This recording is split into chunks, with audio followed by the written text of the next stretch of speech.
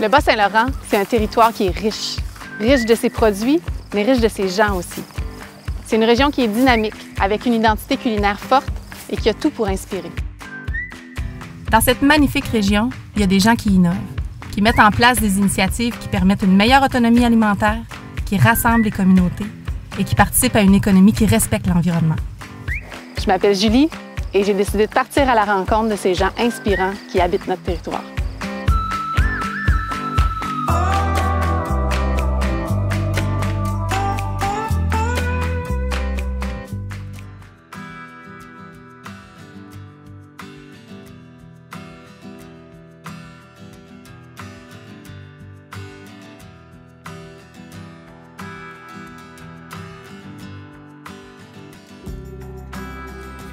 Je suis en compagnie de Éric et René, deux professeurs vraiment extraordinaires de l'école secondaire Cabano, qui sont en train de me faire la visite du projet Servi, un projet qui nourrit autant l'esprit, le ventre que le cœur.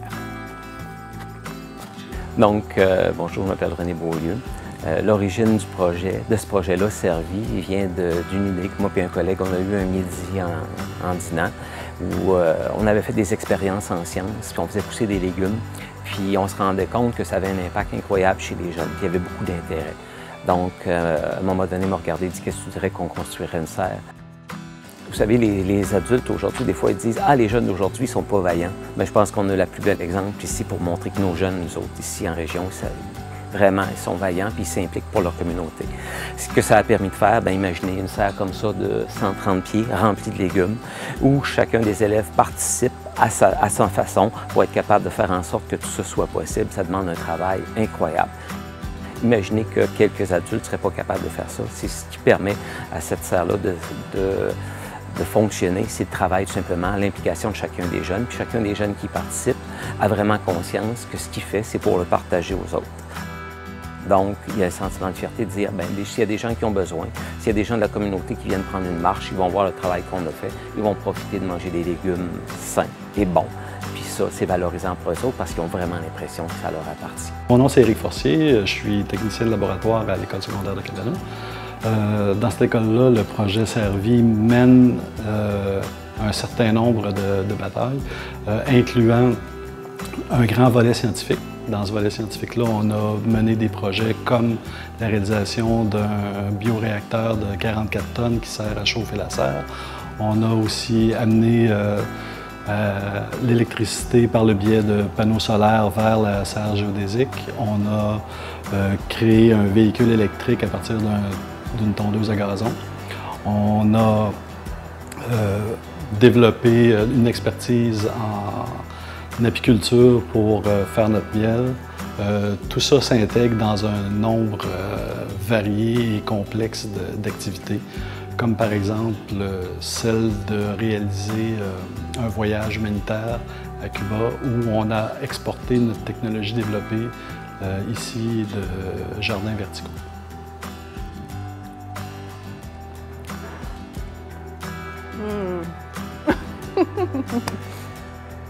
Vous savez, quand on a parti ce projet-là, notre rêve, c'était appartenir à une communauté. Et on trouve ça formidable quand il y a des élèves qui nous croisent dans le hall et qui disent « Hey, j'aimerais ça aller à la serre aujourd'hui.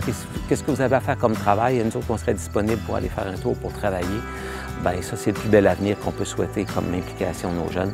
Des gens qui ont le goût de participer à des projets, qui font en sorte que le partage est possible. Donc, apprendre à faire des choses, non pas pour soi, mais pour aider les autres. Et aussi par le plaisir de se dépasser des fois.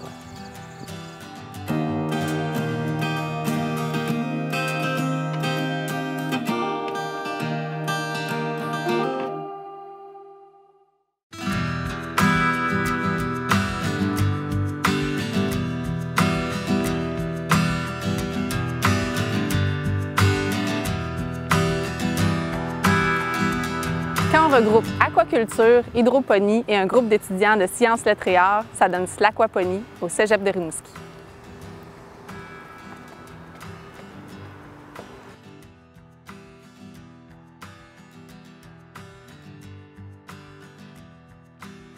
Bonjour, Michel Ouellette, enseignant en chimie au Cégep de Rimouski. Je m'occupe aussi du projet du groupe L'Aquaponie, donc projet qui a été initié par les étudiants en sciences, lettres et arts, d'où le SLA, et aquaponie. Aquaponie, ça vient de deux termes, donc aquaculture, ce qui vit dans l'eau, et ponie, hydroponie, la culture des plantes hors sol. Donc, ce sont les poissons qui amènent les nutriments aux plantes, les plantes qui viennent enlever les éléments nocifs pour les poissons. Donc, on a une eau qui est tout le temps en recirculation, contrairement à un aquarium qu'on doit changer régulièrement en eau parce que le pH augmente, etc. Bien, là, notre eau est en recirculation. Et si on compare pour cette culture-là en champ, donc pour une même superficie de culture, on utilise 90 à 95 % moins d'eau. Donc on a quand même une bonne économie en eau. Ce qu'on perd, c'est dû à l'évaporation. Donc on vient changer cette eau-là par une eau osmosée, entre autres. Présentement, des laitues, basilic, mais il y a plein d'autres cultures. On fait de la tomate, on est sur le haricot, là on essaie les poivrons. Donc, tout ce qui est hors sol, en fait, va être fonctionnel en aquaponie. C'est sûr que si on voulait répondre aux besoins juste du cégep pour la cafétéria, on n'a pas des installations assez grosses pour dire on subvient à tous leurs besoins. Mais ce qui est intéressant justement avec notre coop étudiante qui gère les services alimentaires au cégep, c'est que tout ce qu'on fait comme production, bien, ils le prennent et vont l'intégrer dans différents plats. Les laitues, jusqu'à présent, c'est des laitues préparées qui ont un peu notre logo, si on veut. Donc, laitue aquaponique et voilà. Donc, on est plus dans le mets préparé que dans les assiettes de tout le monde présentement parce que les quantités sont moins grandes. Sauf que tout ce qu'on fait, bien, ils l'utilisent.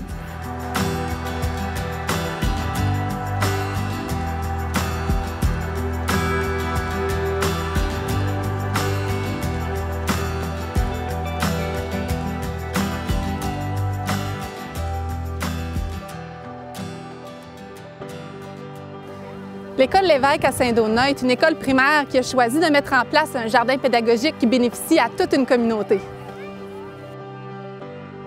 Josée Lechasseur, enseignante à l'éducation préscolaire à l'École Lévesque de Saint-Donat, commission scolaire des Phares. Alors déjà à l'école, on avait vraiment un objectif d'environnement, de conscientisation au niveau de l'environnement. Le jardin pédagogique est venu s'inscrire dans cette visée-là pour vraiment faire le cycle complet d'une plante. C'est ce qu'on voulait faire vivre aux jeunes. Et les impacts de ça, eh bien, ces jeunes-là ont réussi à voir le cycle complet des plantes. Et puis, une petite fille me disait, entre autres, lors de ces projets-là, qu'elle ne gaspillait plus maintenant les tomates parce que ça prenait 5 mois à faire une tomate. Alors vraiment, nous, avec ça, on est vraiment très, très choyés. Et en plus, les jeunes ont la chance d'avoir des collations santé. Tout le mois de septembre jusqu'à octobre, alors des classes bénéficient également de ce qu'ils ont semé au jardin. Un jardin pédagogique est avant tout un lieu de vie, un lieu où les jeunes peuvent voir concrètement qu'est-ce que les plantes nous apportent comme nourriture, qu'est-ce qu'ils ont dans leur assiette. Pédagogique parce que ça rejoint également notre programme de formation en mathématiques, en français, entre autres, mais surtout aussi la conscientisation des enfants sur l'impact que tu peux avoir à l'école, même les tout-petits, de 4 ans à la 6e année. Alors, c'est ce volet-là qu'on voulait faire vivre à nos jeunes. Plusieurs choses qu'on fait, en fait. Donc, on donne des collations aux élèves. Donc, pendant tout l'automne, les élèves bénéficient de collations santé. Donc, c'est important, la santé. Puis aussi, on s'en sert dans des recettes. Les jeunes font plusieurs recettes parce qu'on veut qu'ils apprennent d'où vient le légume, donc sa provenance, puis aussi quelle autre recette on peut faire avec ces légumes-là. Ils partent avec la recette qu'ils amènent à la maison, comme ça les parents sont aussi au fait de comment on peut cuisiner le légume. Et chose très importante, quand on a beaucoup de légumes, bien, on peut donner puis offrir des paniers de légumes à la maison. Donc les parents qui sont moins fortunés ou qui ne savent pas trop quels légumes acheter, bien, ils ont des légumes qu'ils peuvent découvrir, donc ils font la découverte de légumes. Moi, ce que je voudrais dire, c'est que c'est possible. De réaliser un projet comme ça, c'est possible ensemble. Il faut rêver grand pour avoir un peu plus petit. Mais si chacun on a un rêve, on peut le réaliser. Parce qu'autour de nous, on a une belle communauté. Hein. Il faut tout un village pour élever un enfant. Alors ça, ce projet-là, on en a la preuve.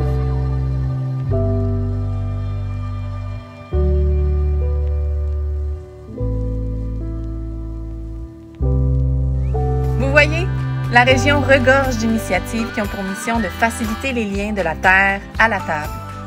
Ces projets contribuent vraiment à la création d'environnements favorables qui permettent l'accès à une saine alimentation pour tous.